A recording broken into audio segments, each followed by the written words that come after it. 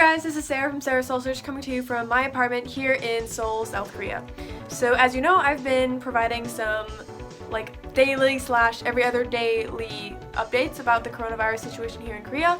So for some updated statistics, we have 4,812 cases. Of those roughly 5,000 cases, about 98 cases are in Seoul. There have been 28 deaths from the virus and over 27,000 tests have been done to check whether or not people have the virus. As these numbers keep going up, I've been kind of torn about whether I should stay here in South Korea or whether I should go home to America. So today I'm going to be making a video outlining my logic for the decision that I ended up making. I separated my concerns into different groups, and then I gave each pull and push factor a point value, and based on that I made my ultimate decision.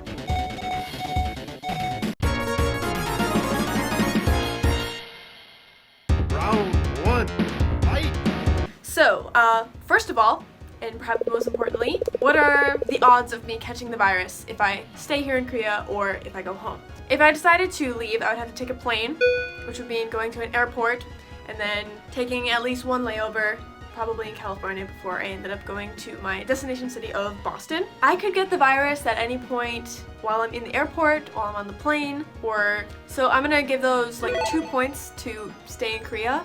And then, on the other hand, God forbid if I have some kind of particle of the virus, on my body or on my clothes or something, and I ended up bringing that to America, I would feel really terrible for, spreading the virus even more than it already is in the United States. So I'm going to give that another 2 points because it's still a relatively low chance of it happening, but it could still happen. So that's a total of 4 points for staying in Korea.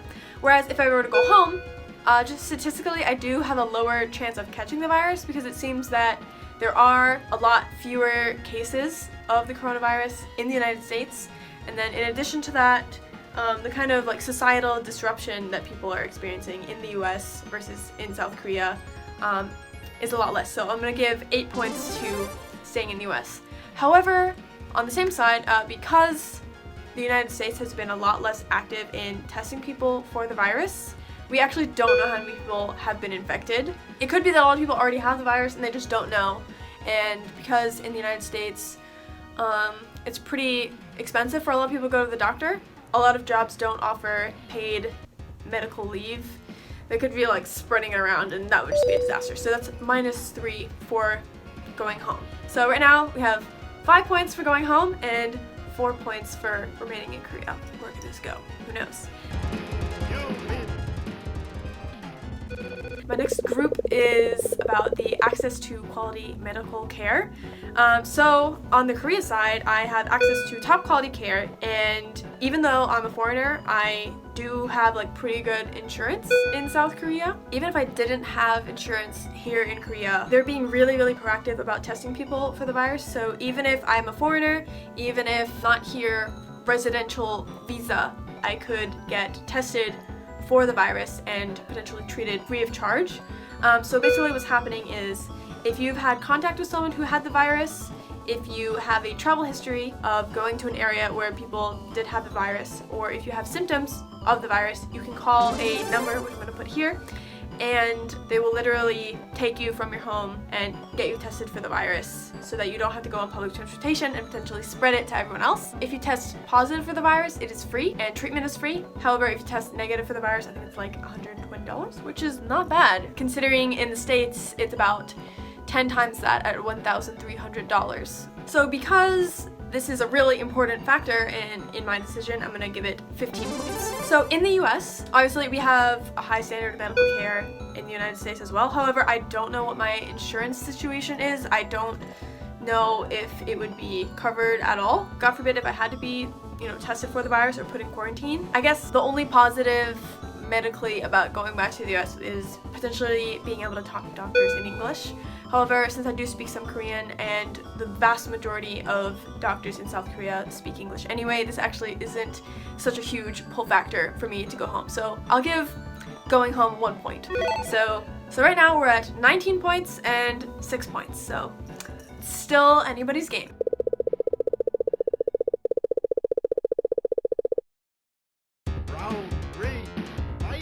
So the next thing that I want to talk about is school. So for those of you that are new to this channel or don't know this already, I am a Korean government scholarship recipient here in South Korea, which means I'm going to be going to Seoul National University for my master's degree completely free of charge. And it's supposed to start sometime in March. I don't know exactly when it's going to start now because it's been delayed due to the virus. Actually, I was supposed to start yesterday, but things have been pushed back to prevent the spread of the virus. Just 2 months ago, I made a video about how excited I am for school to start, and for the most part, that is definitely very true. I haven't really been in a formal school environment for the past year and a half, and I miss it a lot, and I'm just excited to have like a little bit more of a structured schedule again. You know, like people assigning me readings and getting feedback on papers that I write about those readings, stuff like that. And also just like learning about a topic that I'm really passionate about, which is political science. So I'm gonna give plus 10 points to staying in Korea. If I were to go home, I would be able to put school off for another 6 months, which isn't necessarily a bad thing in its own right. I am really excited about going to school, but I'm also starting to get a lot more nervous as time kind of progresses because my degree is not going to be in English at all, so it's going to be a pretty significant linguistic challenge for me. I do speak Korean. Speaking Korean and being able to operate on the same level as a Korean grad student, just with like the volume of work that I would have to be going through on a daily basis, that's like a lot of pressure, and it is something that I'm pretty nervous about, and part of me really does just want to put it off for a little bit more time. So I'll give 2 points to going home. In addition to that, I kind of messed up on course registration. So in Korea, the course registration fills up super quickly. You basically have to jump on it right away. So by the time I even logged on to the website, it was like basically already over. So what that means is, in order to get into the classes that I want to take, I'm gonna have to register for all of them manually, which means like getting a letter from the professor. It's just like a whole thing. It's gonna be a pain in the butt. So there's another point for going home to the US. 3 points, 10 points.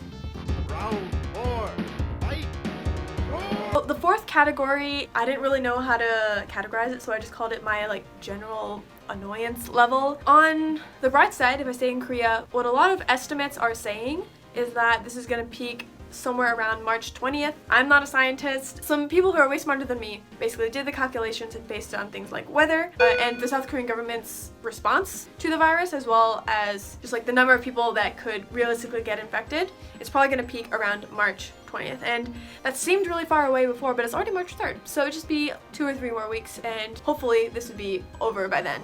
So I'll give 3 points to staying in Korea. However, I absolutely hate wearing a mask. I do it. That's what's being recommended by doctors and by government officials here in Korea.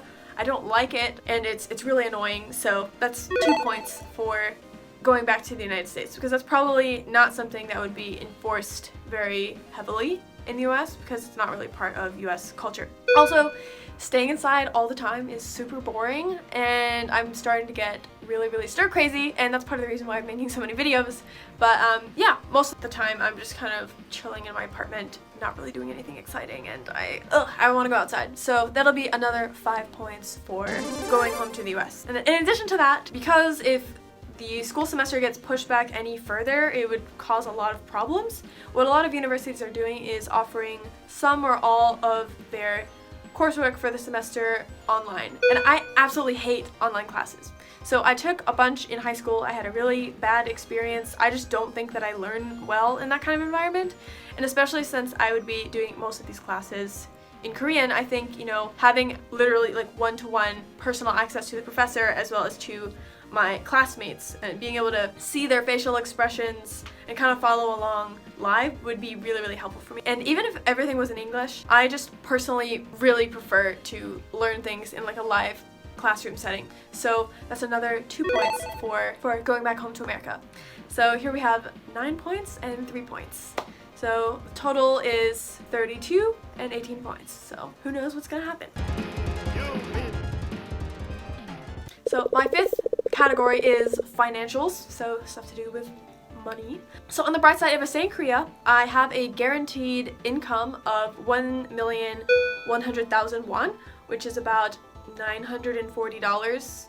As part of my scholarship, I also get a living stipend, and this isn't really a lot. It is pretty difficult to just live off of the stipend. However, it is guaranteed and it does pay my rent, and I can theoretically survive off of this amount of money. 6 points to staying in Korea. And then in addition, I mean, plane tickets, as you guys know, are not free and they're pretty expensive. So one plane ticket one way back to the United States would be about almost 3 weeks of income for me, which would be a big problem. So that's another 2 points for just staying in Korea. However, if I were to go home to the United States, I could potentially get a job at maybe like a temp agency or something. And almost definitely my hourly wage would be higher, if not significantly higher, than what I could earn right now in South Korea as a student.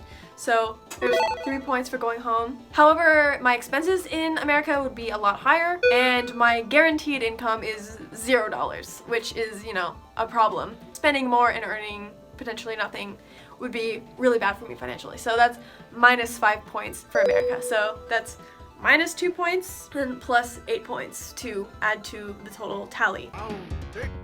Fight! Okay, so housing. This is something that I brought up in my other videos. If I were to leave Korea, I would lose my apartment. I would have to move all of my stuff into storage somehow. I would also have to figure out a way to pay for that. And if I were to go back to the States, I had to find a place to live. I had to find a place to potentially be quarantined for up to 14 days. And then I would have to find a way to pay for all of that for a period of maybe 6 months, maybe less than 6 months, I'm really not sure. And it would just be a huge pain in the butt. So I'm gonna give 20 points for that reason for staying in Korea. Unfortunately, if I were to go home to America, there's no real answer for that. There are people that I could stay with who kindly reached out to me over social media, family and friends. So like I could stay with people, but it wouldn't be permanent. And as sure as I am that these offers come from like a genuine place of kindness, I think it could potentially become a uncomfortable situation for a lot of people, and like I would just rather live in my own place, pay for my own housing, and just not have to, you know, burden others with that responsibility. So 0 points in that regard for going home to America.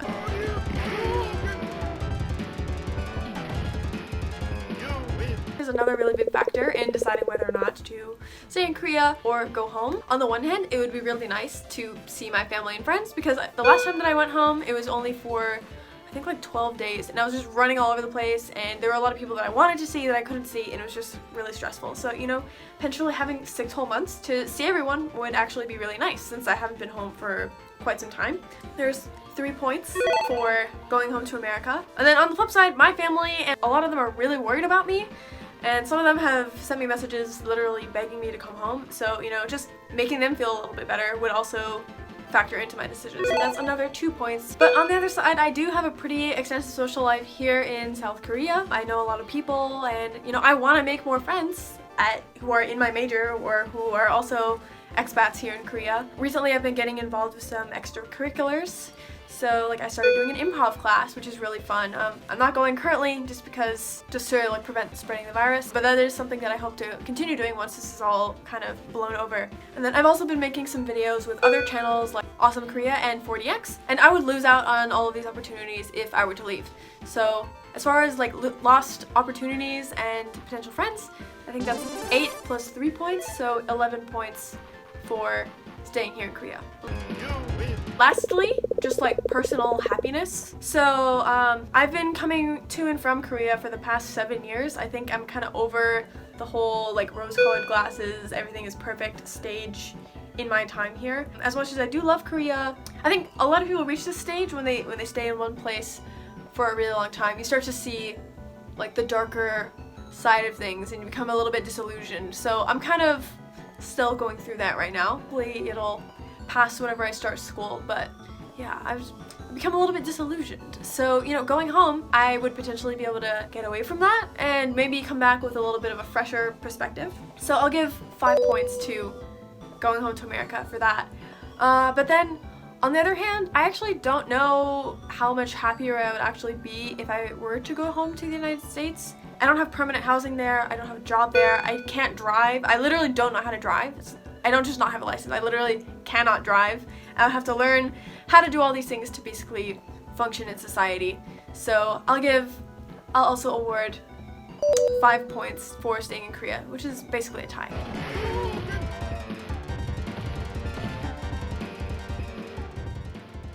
So if you look at the overall tally, I think it's obvious what my ultimate decision is going to be. right now it's looking like it makes more sense for me to stay here in Korea than it would for me to go back to the United States.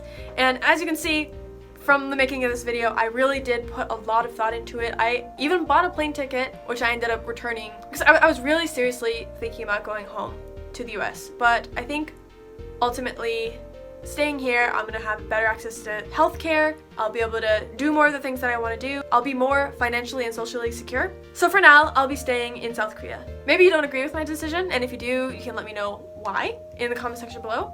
But ultimately, I've come to feel at peace with my choice to stay here in Korea. So that's it for today's video. Thank you so much for watching all the way until the end. I know this one is a bit longer than my other recent videos, but if you want to see what I'm doing here in Korea, or kind of get a on the ground eye of what it's like to live in Korea during this whole period of time, you should follow me on Instagram at Sarah's Soul Search. Make sure to subscribe to my channel, and if you have any comments, questions, or suggestions, make sure to let me know in the comment section below.